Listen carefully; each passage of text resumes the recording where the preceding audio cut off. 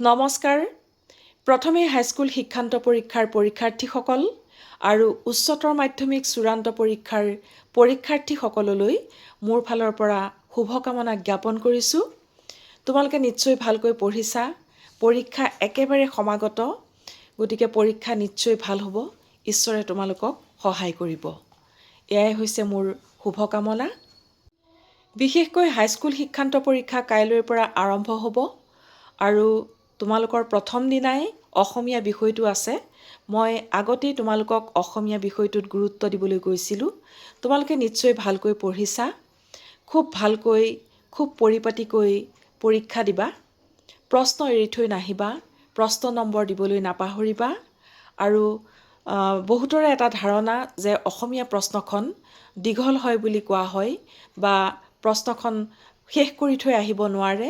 তেনেকুৱা ধৰণৰ ধাৰণাবিলাক তোমালোকে নল'বা। প্ৰশ্ন নিশ্চয় শেষ হ'ব। প্ৰশ্ন উত্তৰ, গোটেইখিনি প্ৰশ্ন উত্তৰ তোমালোকে কৰি থৈ আহিব পাৰিবা। ৰচনাখনত বহুত সময় তোমালোকে খৰচ নকৰিবা।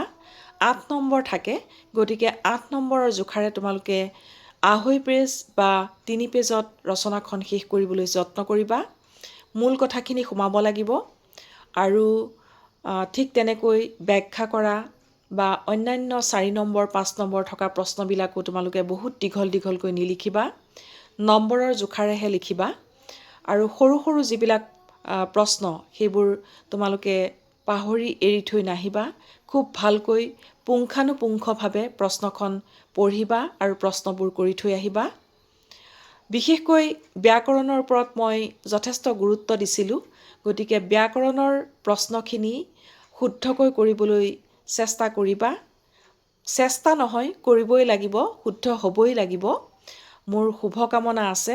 ব্যাকৰণতেই তোমালোকে যদি শুদ্ধ কৰা, তাতেই তোমালোকে 25 নম্বৰ পাবা।